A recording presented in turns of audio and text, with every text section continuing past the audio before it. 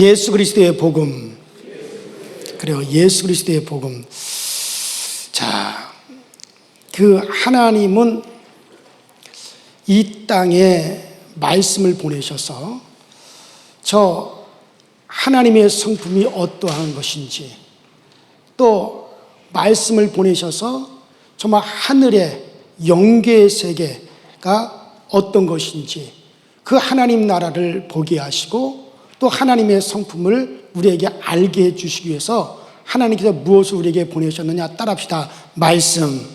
그래요. 그 말씀이라고 하는 것을 하나님께서는 우리에게 보내셔서 하나님의 성품을 우리에게 알게 해주시고, 그리고 그 말씀을 보내셔서 저 하나님 나라를, 하늘나라 천국을 볼 수 있는 영안을 우리에게 열어주시고 계시는 것입니다. 자, 그런데 그런 하나님의 말씀은 두 가지로 나타나죠. 자, 하나님께서 말씀을 보내셔서 이제 우리에게 알게 하시고, 그리고 천국, 영계의 세계를 우리에게 깨닫게 해주시는데, 근데 이러한 말씀은 크게 두 가지로 나누어져요. 말씀이 두 가지로 어떻게 나누냐면, 첫 번째는 따라합시다. 율법의 말씀. 그래요. 율법의 말씀이라고 해서 율법의 말씀이 있어요. 자, 이 율법의 말씀은 행함의 그 규례를 정해주는 거죠. 행함의 규례를 나타내 주는 것이고, 그 다음에 두 번째로는 뭐가 있냐면, 따라합시다. 복음. 따라합시다. 복음. 이 복음은 우리가 진리라고도 하고 은혜라고도 하죠. 그래서 진리라고도 하고 은혜라고 하는 그런 복음의 말씀. 그래서 하나님의 말씀은 둘로 나누어지게 되어지죠. 우리가 한번 성경 한번 봅시다. 요한복음 1장 17절 시작. 율법은 모세로 말미암아 주어진 것이요 은혜와 진리는 예수 그리스도로 말미암아 온 것이니라. 그래서 요한복음 1장 7절에 나와 있는 대로 이 복음은 은혜와 진리라고도 하고, 이제 또 율법은 행함의 규례인데, 그러면 이 율법은 무엇이냐? 율법은 하나의 비유예요. 뭐라고요? 비유. 뭐에 대한 비유? 예수에 대한 비유입니다. 그러니까 비유라고 하는 것은 뭐냐면, 비유라고 하는 것은 모형이라고 하는 거예요. 그림자라고 하는 거예요. 그래서 이 율법은 예수님에 대한 비유로서 사용되어지는 것이고, 또 이 율법이라고 하는 것은 용무가 있어요. 용무. 율법의 용무가 무엇이냐? 율법의 용무는 자, 우리 성경 찾아봅시다. 로마서 3장 20절. 자, 우리 다 같이 한 목소리로 시작. 그러므로 율법의 행위로 그의 앞에 의롭다 하심을 육체가 없나니 율법으로는 죄를 깨달습니다. 그러니까 이 율법의 용무는 뭐냐면, 지금 로마서 3장 20절에 말씀한 대로 율법의 용무라고 하는 것은 뭐냐면 정죄란 말이에요. 죄를 깨닫게 해주는 정죄하고 또 심판하는 겁니다. 그러니까 정죄하고 심판하니까는 이게 뭐가 따릅니까? 두려움이 따르죠. 두려움이 따르죠. 또 정죄하고 심판을 받으니까 뭐가 따릅니까? 절망이 따르죠. 그러니까 두려움이 따르고 절망이 따른단 말이에요. 그러니까 율법의 용무는 죄를 깨달은 거예요. 너 죄인이다 라고 하는 죄를 정해주고 그걸 심판받게 하는 거예요. 그래서 항상 두려움이 따라오고, 그 다음에 이 율법에는 절망이 따라온단 말이에요. 예를 들어서 그 왜 율법이라고 하는 걸 주어서 죄를 깨닫게 하고 우리를 정죄하느냐? 예를 들어서 내가 지금 암이 걸렸어요. 지금 암이 걸렸는데, 내가 지금 암이 걸렸다라고 하는 걸 알아도 죽고 몰라도 죽는 거예요. 그러니까 내가 암이 걸렸다는 거, 나 암 걸려서 나는 죽겠구나 그렇게 막 고통스럽고 좌절하고 괴로워하다가 그 암으로 죽는 거나, 암 걸린 걸 전혀 모르고 그냥 편안하게 놀고 먹고 마시다가 어느 날 갑자기 죽는 거나, 어차피 죽는 건 똑같아요. 그런데 내가 암이 걸렸다라고 하는 걸 깨닫고, 암이 걸렸다라고 하는 걸 내가 알고 절망하고 좌절하고 두려워하게 되면, 나중에 암에 대한 특효약이 나왔다. 이게 암에 대한 특효약이 나와가지고 이 약만 먹으면은 어떤 암이든지 다 낫는다. 그럴 때 그 암이 걸려가지고 두려워하고 절망하고 낙심하고 좌절한 사람은 어떻게 하겠어요? 그렇죠. 그 희망이 있어가지고 그 약을 갖다가 어떻게 하든지 구입해가지고 먹고 산단 말이에요. 그러나 쥐가 암이 걸려서 지금 죽게 되었는데도 암이 걸렸다는 걸 전혀 모르고 뭐 내가 지금 암이 걸리긴 무슨 암이 걸려. 나는 아무런 병도 없어. 나는 암 안 걸렸어. 그리고 그냥 평안하게 놀고 먹고 그러다 어느 날 그런 암에 대한 특효약이 나왔다 할 때 어떻게 돼요? 그거 나하고 상관이 있다 없다? 상관이 없다 하고 관심을 갖지 않아요. 그러다가 이건 죽는단 말이에요. 바로 율법이라고 하는 게 그런 거예요. 율법이라고 하는 건 뭐냐면 온 인류가 따라합시다. 온 인류가 다 죄 아래 있다. 그러니까 성경은 하나님은 온 인류가 모든 사람이 다 죄 아래 있다는 거예요. 하나님을 떠나고 하나님을 거역하고 하나님을 반역해서 모든 인류가 다 그 죄로 말미암아 영원히 지옥에 떨어질 수밖에 없어요. 그 죄로 말미암아 영원히 멸망할 수밖에 없단 말이에요. 그런데 문제는 뭐냐면 사람들이 자기가 죄인이 되어서 그 죄로 말미암아 우리의 영혼이 영원히 멸망한다는 걸 몰라요. 그러니까 모르고 지옥으로 가는 거나 나는 죄인이다라고 하는 걸 알고 좌절하고 낙마하고 실망하다가 지옥으로 가는 거나 똑같아요. 그런데 자기가 죄인이라고 하는 걸 깨달아가지고 죄로 말미암아 나는 죽겠구나, 죄로 말미암아 나는 멸망했구나, 영원한 형벌을 받겠구나, 이거 지옥에 들어갈 수밖에 없는 그런 운명이라고 좌절하고 두려워하고 낭망하고 그것 때문에 막 고통하다가 어느 날 우리의 모든 죄를 다 대속하사 우리의 죄를 다 사실 수 있는 구원자가 왔다 할 때 그 자기가 죄인이라고 하는 걸 깨닫고 절망과 좌절과 낭명과 두려움에 빠졌던 사람은 어떻게 됩니까? 그렇죠. 누구를? 모든 것을 죄를 사실 수 있는 구세주 앞으로 가요 안 가요? 가서 그 구세주를 만나서 그런 속죄함을 받고 그런 이제 생명을 얻는단 말이에요.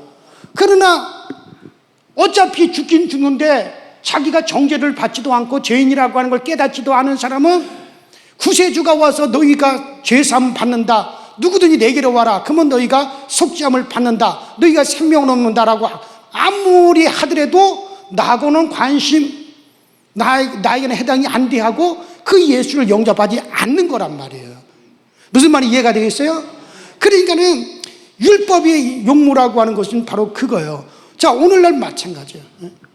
이 세상 사람들은 자기들이 지금 죄로 말미암아 멸망의 길로 영원한 심판과 정죄를 받아서 그 사람들은 다 영원한 지옥으로 향해서 가고 있어요. 가고 있지만 자기들이 죄인이라고 하는 것도 몰라. 그 죄의 대가로 멸망한다는 것도 모르기 때문에 아무리 그리스도 예수에게 구세주가 왔어도 나하고 상관없다라고 안 오는 거예요. 그러나 주님 앞에 오는 자는 누굽니까? 우리는 멸망할 수밖에 없고 영원으로 영원히 우리는 정말 지옥의 영원한 지옥의 세계에서 영원히 거기에 떨어질 수밖에 없는 그런 존재야. 그런데 예수가 우리 죄값을 대신 담당하시고 우리 저주를 대신 담당하시고 우리에게 속죄기를 열어주셨고 우린 지옥이 아닌 천국의 영계에서 영생으로 깨 되어진다 라고 하는 걸 알기 때문에 우리는 누구에게 찾아오느냐? 예수에게로 찾아온 거란 말이에요. 그래서 예수님보다 먼저 와가지고 인간들을 정죄하고 인간들을 심판하고 그래서 그 율법으로 말미암아 두려워하고 절망하고 무서워하고 두려움에 그걸 깨닫고 두려움에 떨게끔 만들어 놓은 거예요. 그래서 드디어 이러한 자들에게 주님께서 오셔서 인자가 온 것은 의인을 부르러 온 것이 아니라 누구를 부르러 왔다? 그렇죠. 죄인을 부르러 왔다. 그래서 이 율법으로 정죄를 받아 자기가 죄인이라고 하는 자들 그들만을 주님께서는 불러서 그들을 갖다가 주님께서 구원하기 위해서 오셨다는 거죠. 그러니까 바리새인이라든가 뭐 서기관이라든가 뭐 이런 자들은 자기들은 우리는 의롭다. 그 때문에 그들은 결국 그리스도가 오셨지만은 우리하고 상관없다 생각하기 때문에 그들은 멸망으로 가는 거예요. 그래서 이 율법의 용무가 제가 조금 아까 뭐라 그랬어요? 율법의 용무는 정죄, 죄를 깨닫게 하고 나 죄인이라고 하는 것을 정하여 준단 말이에요. 그 다음에 그것으로 인해 뭐 한 거예요? 너 죽을 자야, 너 지옥 갈 자고 심판해버렸다 이거예요. 그렇기 때문에 이 율법은 두려움과 절망을 가져다 주는 거야. 이게 율법의 용무란 말이에요. 자, 그러나 이 복음은 다르죠. 자, 지금 오늘 지금 성경이 원래는 마가복음 어떻게 다 이게 잘못 전달이 됐니? 마가복음 1장 21절부터 28절까지 읽어야 되는데 어떻게 하다 이게 28절, 29절만 읽게 해버렸어요. 집에 가서 한 번씩 다시 한번 여러분들 꼭 읽어보시도록 그렇게 하세요. 자, 그래서 이 가버나움에 들어가셔서 예수님께서 이제 설교를 하시는 거야. 자, 주님께서 드디어 이제 어떻게 되냐? 이제 복음의 말씀이 왔다 이거예요. 자, 이 복음의 말씀이 왔는데, 자, 이 복음의 말씀, 은혜와 진리와 은혜를 갖다가 예수님께서 드디어 이제 가버나움에서 처음 입을 열어서 그동안에 무슨 설교만 있었느냐? 율법의 설교만 있었어요. 그래야 이 율법의 설교는 들으면 들을수록 정말 두려움과 절망만 가져다 주는 거야.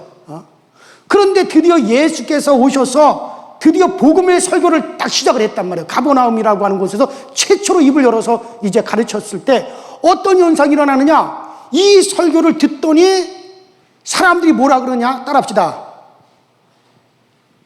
자, 권위가 있는 새로운 교훈이로다. 이게 뭐냐면, 야, 이거 큰 권위가 있는 새로운 교훈이로구나. 그럼 왜 그런 말이 나오게 되냐?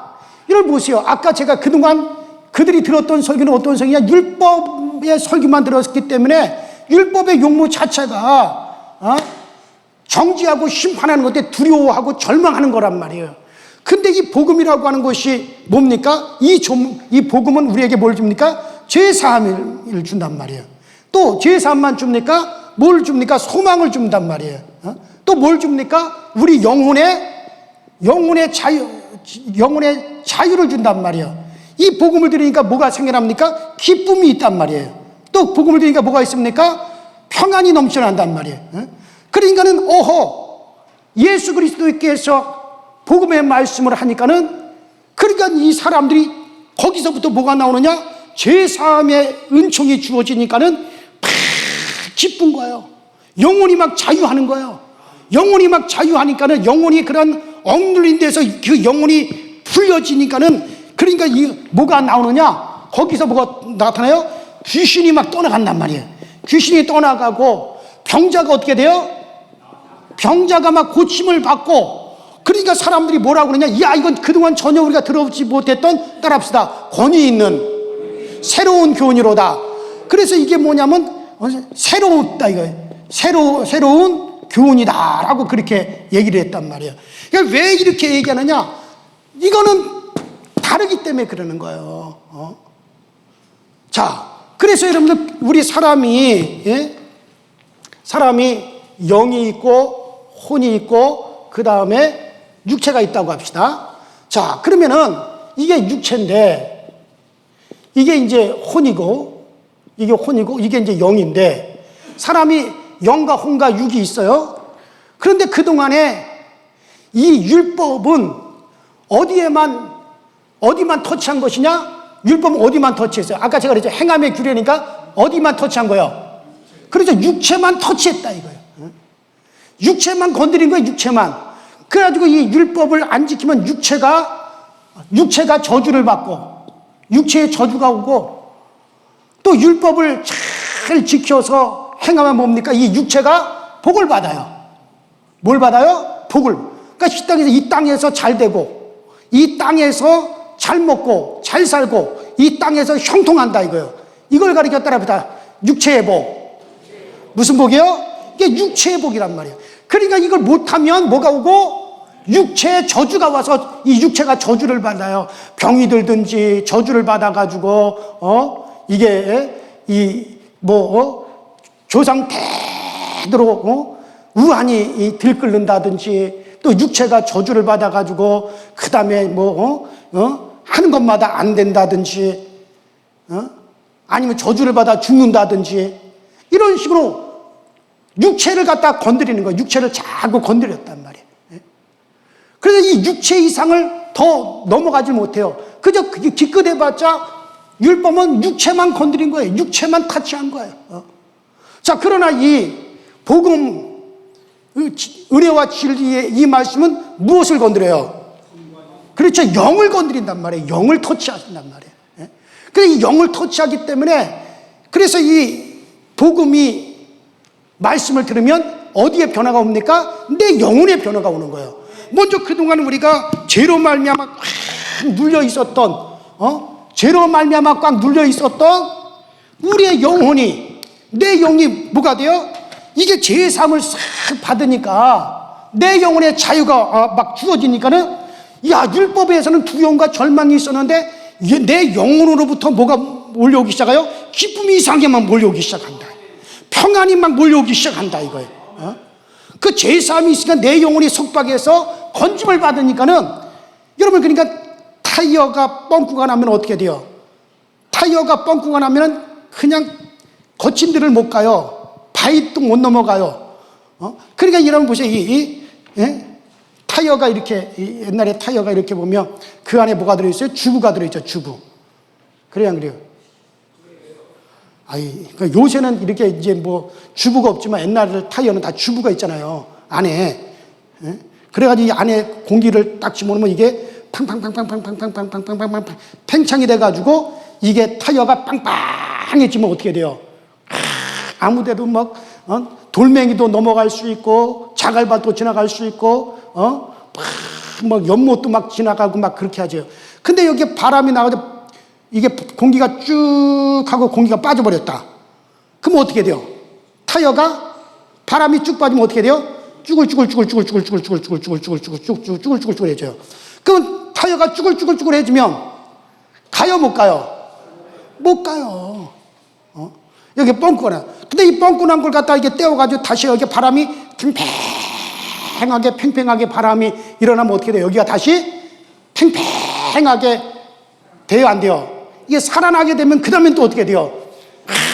자갈도 넘어가고 나무 토막도 넘어가고 팍 달려갈 수 있는 것처럼 그동안은 우리가 내 영이 저주받고 내 영이 저주를 받았기 때문에 그래서 여러분들 그것이 뭘로 나타납니까? 육체의 저주와 육체의 여러분들 질병과 귀신의 속박과 그런 것으로 나타났단 말이에요. 근데 이 영혼이 그래가지고 이 영혼이 죄사함을 받고 이 영혼이 충만해지니까는 뭡니까? 막 질병도 밖으로 밀려나가고 귀신도 막 밀려나가고 저주도 막 밀려나가요. 할렐루야. 그러니까는 어떻게 돼요? 야, 새로운 교훈이다. 야, 막 귀신이 떠나가는구나. 병자가 막 고침을 받는구나. 영혼에 막 평안이 오는구나. 영혼의 자유가 주어지는구나.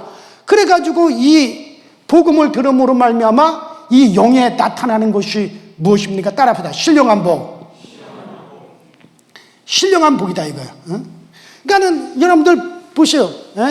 육체의 복과 신령한 복은 달라요. 여러분들 이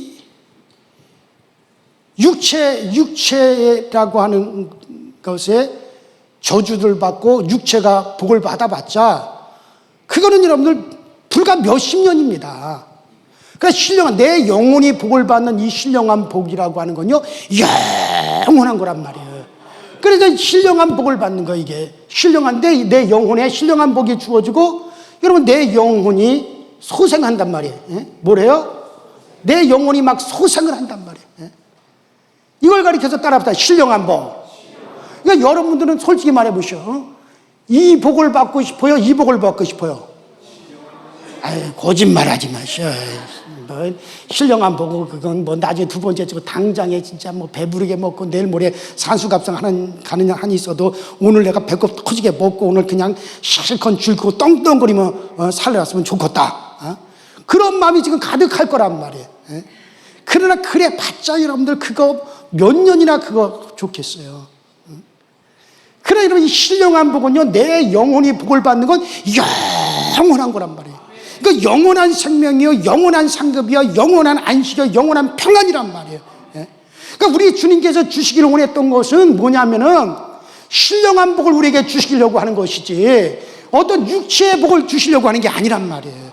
그러니까 자꾸 사람들이 오해를 해요. 그래서 우리 주님은 영원한 거, 우리의 영혼을 터치하시고 우리의 영혼에 평안을 주시고 우리 영혼을 위한 거란 말이죠. 예? 자, 그러니까는 하나님도 우리가 죄가 우리 가운데 내 영혼이 저주받아 있을 때는 하나님도 우리의 육체밖에는 터치하지 못했어요. 우리 인간들도 육체적인 것밖에는 하나님께 구하지 못했어요. 그러나 예수 그리스도로 말미암아 우리가 속죄를 받고 은혜와 진리와 은혜인 이 복음이 우리 가운데 들어오게 되면 뭐냐면 하나님은 그때부터 우리의 영을 터치하시기 시작하는 거예요. 내 영혼을 건드려 주시기 시작하는 거예요. 내 영혼에 이제 복을 주시기 시작하고 내 영혼에 만족을 주시기 시작을 하는 거예요. 그러니까는 여러분들 주의 말씀, 이 복음은요, 우리 육체를 기분 좋게 하는 말씀이 절대 아닙니다. 바로 영을 터치하십니다. 예수께서 우리의 죄를 담당하셨어요. 우리를 갖다 의롭게 하셨어요. 바로 육신이 복을 받는 것을 말하는 것이 아니고 영혼이 잘 되는 것을 가르치는 거예요. 그래서 사람들은 생각하기를 아유, 신령한 복 이거 진짜 실속없다 말이지. 이거 신령한 복을 받아봤자 당장에 눈에 보여지는 게 있냐, 당장 뭐 변화되는 게 있냐, 당장 뭐 내가 그렇다고 해서 로또 복권이 되는 것도 아니고 신령한 복이라고 하니까 이거 실속 없다고 생각하는 거예요. 그리고 생각하기를 실속 있는 건 이게 실속 있는 거다 이거예요. 이 육체에다가 다 안정을 시키려고 그러는 거예요. 그러나 사실 이거는 해봤자 얼마나 되겠습니까? 여러분들이 앞으로 살면 이 자리에서 솔직히 깨놓고 얘기해서 여기서 5년 이상 더 살겠습니다. 아니, 내가 볼 때는 이 자리에서 10년 안쪽에 이미 세상에 떠날 분들 많아요, 여기. 근데 틀림없이 예언하는데 10년 안쪽에 떠나실 분들 많이 있습니다. 5년, 10년 그것밖에 유지 못할 건데, 아니, 그걸 위해서 하겠어요? 아니면 여러분들이 영원히 영생하면서 얻을 수 있는 신령한 복을 선택하겠느냐는 얘기예요. 그러니까 대부분의 기독교인들을 보면 다 뭐냐면 이거는 실속 없는 거고 이것이 진짜다고 생각하라고 이걸 구하는 거예요. 나는 목회하면서도 사실은 옛날에는 이거를 많이 강조를 했어요. 근데 정말 어느 날부터 내가 하늘의 소망이 더 커지면서부터 그게 아니로구나. 정말 우리 교우들이 받아야 될 것은 신령한 복을 받아야 되는구나. 정말 우리 영이 잘 되는 이걸 받아야 되는 거다. 그래서 이 권세 있는 새로운 교훈이로다라고 한 건요, 바로 이제 복음은 뭐냐, 우리의 영을 터치하기 때문에 권세 있는 새로운 교훈이로구나. 이거 권위가 있는 이거 새로운 교훈이다. 이런 것이 여기서 나온다. 그런 얘기예요. 여러분, 그래요. 정말 여러분들 육신이 좀 더 잘 살라고 앞으로 5년이나 아니면 10년 정도밖에 안 남은 이와 같은 육체의 이 생명, 이 얼마 남지 않는 걸 어떻게 하든지 영원한 내 영혼이 잘 되고, 어떻게 하든지 내 영혼이 정말 신령한 복을 받고, 내 영혼이 어떻게 하든지 하나님 앞에서 잘 거룩해지고 내 영혼이 잘 되기를, 이걸 구해야 되는 거예요. 그래요. 예수는 사람들의 영혼의 사정을 알고 그 영혼을 위해서 우리 주님께서 오신 거예요. 그저 수년 있다가 썩어질 그 육체를 위해서 우리 주님께서 이 땅에 오셔서 고난당하신 것이 절대 아닙니다, 여러분들. 우리가 율법 아래 있을 때 그때는 우린 다 죄인이었습니다. 저주 아래 있었어요. 그때는 우리 다 죽은 자들이었어요.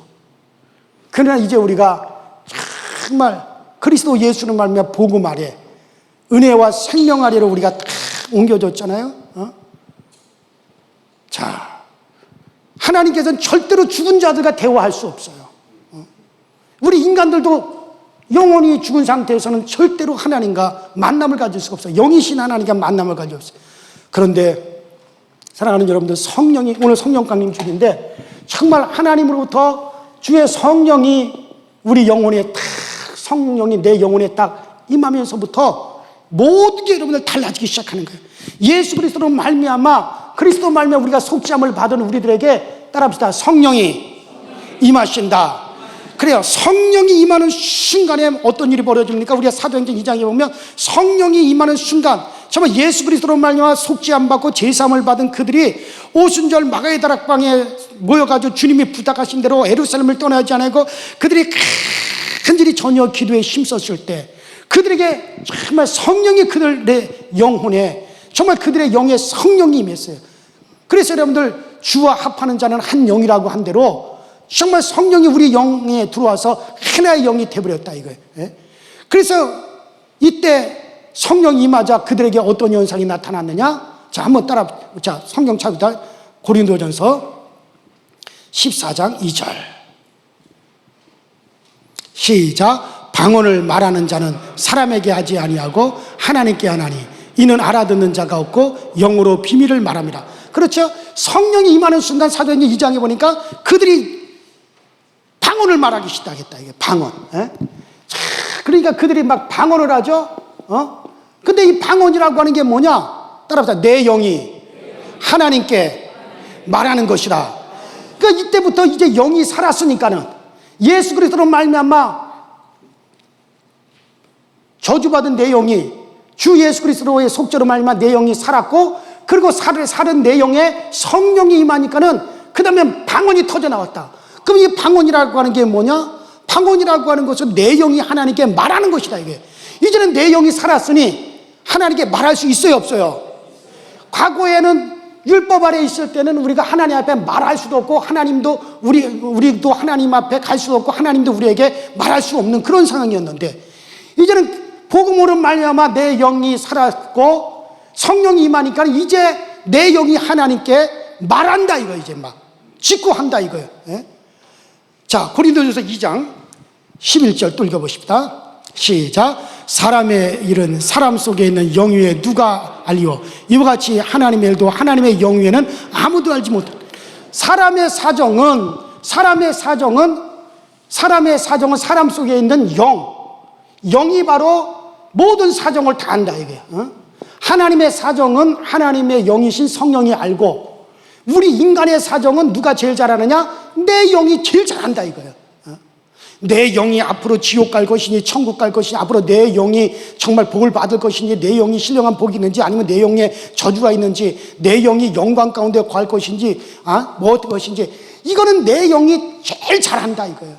그러므로 사람의 사정은 사람의 영이 제일 잘하는데, 방언은 무엇이냐? 내 영이 하나님께 말하는 것이다 라고 이렇게 말씀하셨어요. 그러니 여러분들, 얼마나 내 영이 할 말이 많겠어요. 여러분들, 앞으로 여러분들이 우리가 육체가 뭐 5년을 더 살지 10년을 더 살지 20년을 더 살지 모르는데, 5년 10년 20년 살아갈 내 육체가 할 말이 더 많겠습니까? 아니면 영원히 살아갈 내 영이 하나님 앞에 할 말이 더 많겠습니까? 영원히 살 내 영이 하나님께 할 말이 더 많지. 앞으로 몇 년 혹은 몇십 년 살다가 사라질 육체가 하나님 앞에 할 말이 더 많겠느냐는 얘기예요. 그런데 여러분들, 방언이라고 하는 건 뭐냐? 내 영이 하나님께 말하는 거예요. 그러니까 내 영이 하나님께 할 말이 얼마나 많이 있겠느냐는. 그래서 우리 주님께서 이제부터 너희가 직구하리라는 거예요. 우리의 영이 하나님께 직접 이제 구하게 하라는 거예요. 이제까지 영이 하나님께 기도한 적이 없어요. 지금까지, 성령 임하기 전까지는 영이 다 우리의 이성으로 기도했고, 우리의 육체를 따라서 우리가 다 기도했지, 육체의 욕망을 따라 기도했지, 우리의 영이 하나님께 기도한 적이 없었단 말이에요. 지금까지는. 영이 자기의 깊은 사정을 하나님께 직구한 사실이 지금까지는 없었단 말이에요. 성령 임하기 전까지는. 그런데 성령의 법 아래 딱 우리가 들어오니까, 성령이 우리 가운데 임하시고 성령의 법 아래 우리가 딱 들어오니까, 자기의 영이 하나님께, 성령이 이제부터 내 영이 살았으니까 네가 직접 하나님 앞에 구하라. 그러니까 우리의 영이 하나님께 직접 이제 막 직구한다 이거예요. 그게 뭐냐? 방언이에요, 여러분들. 그게 방언이란 말이에요. 그래, 오늘날 사람들이 성령을 받았어도 이 방언을 말하면서도 이 방언이라는 게 이게 진짜 이게 뭐 알아듣지도 못하겠고 도대체 무슨 말을 하는지도 모르고 무슨 오레비 하레비 오레비 하레비 올레비 올레비 올레비 올레비 할레비 할레비 그러니까 이게 무슨 오라비가 할아버지인지 할아버지가 호랍인지 뭐 이상하고 알아듣지도 못하게 이게 스페인어를 하든지 뭐 영어를 하든지 그러면 참 이거 정말 방언 받아가지고 뭐 이거 참 돈벌이도 하고 이거 방언 받아가지고 막 참 미국에도 이민 가고 저 외국에도 이민 들어가면 좋을 텐데 이게 도대체 알아듣지도 못하는 것이 나오니까는 그게 뭐요? 그렇게 해버리고 말아요. 그러나 여러분 하나님께서 우리 인간들에게 우리의 영이 하나님께 말할 수 있는 특권을 준 게 방언이란 말이에요. 이건 사람들 간에 소통하는 게 아니에요. 하나님과 내 영이 소통하는 거란 말이에요. 그래서 방언 말하는 것을 금하지 말라는 거예요. 사도 바울이 절대 방언 말하는 걸 금하지 말라는 거예요. 오죽하면 하나님의 성령이 우리 가운데 임하시자마자 제일 먼저 나타난 현장이 사도행전 2장에 보시죠. 뭡니까? 방언을 말합니다. 그리고 사도행전을 쭉 읽어보세요.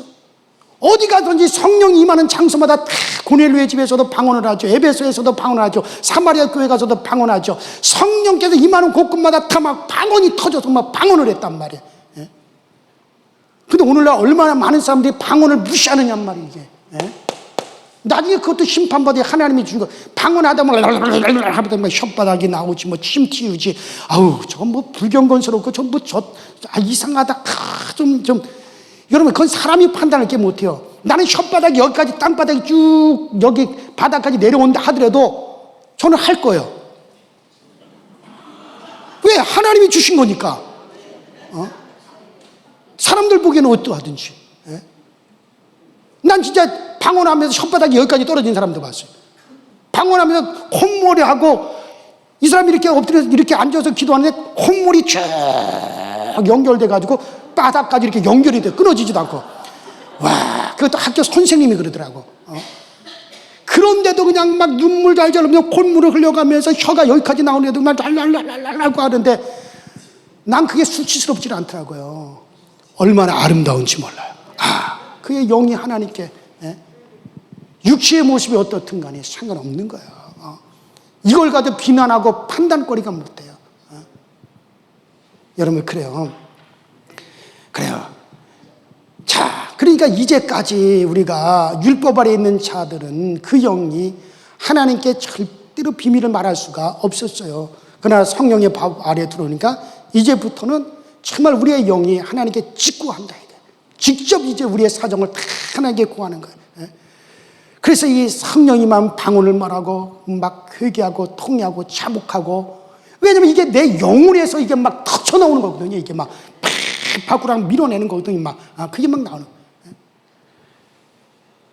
누가 그럽디다 60년대 바로 70년대 사람들이 그 회개하는 것을 보면요, 눈물이 펑펑 쏟으면서 정말 그렇게 회개를 했어요. 근데 요새 사람들 회개하는 거 보면은 할렐루야 할렐루야다. 애들이 잘 노나 안 노나 이렇게 보고 할렐루야 할렐루야 하다가 또 사람 잘 가. 알았어 이따 봐. 또 할렐루야 할렐루야 할렐루야 하다가 또 너 잘 놀아. 할렐루야 할렐루야.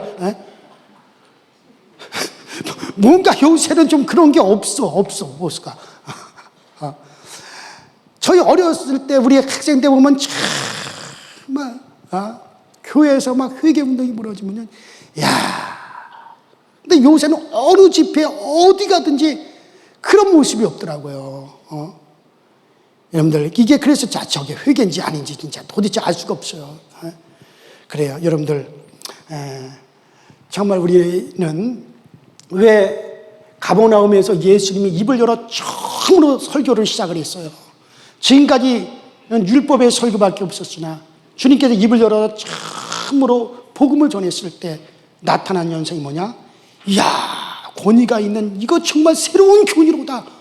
왜냐면 그 자리에서 영혼의 저주가 막 떠나가고 제3의 은총이 있고, 그러니까 귀신도 떠나가죠. 억눌린 데서 자유를 받죠. 병자가 막 고침을 받죠. 영혼의 기쁨이 오죠. 심령이 열려가지고 막 회개가 터지죠. 이전 율법 안에서는 도저히 상상할 수 없었던 것이 이 복음 안에서 그게 되어지니까는 이야, 놀랍다. 이건 권위가 있는 전혀 새로운 교훈이 왔구나. 그렇게 고백한 것 같이 나는 우리 교회에서도 난 여러분 이렇게 되어지길 주의 이름으로 축원합니다. 그래서 정말 우리가 정말 이제는 성령 충만해야 됩니다. 성령 우리 가운데 오셔서 정말 우리 교회에서도 권세 있는 새로운 교훈이로다라고 하는 그런 칭함이 나타날 수 있게 되길 주의 이름으로 축원합니다.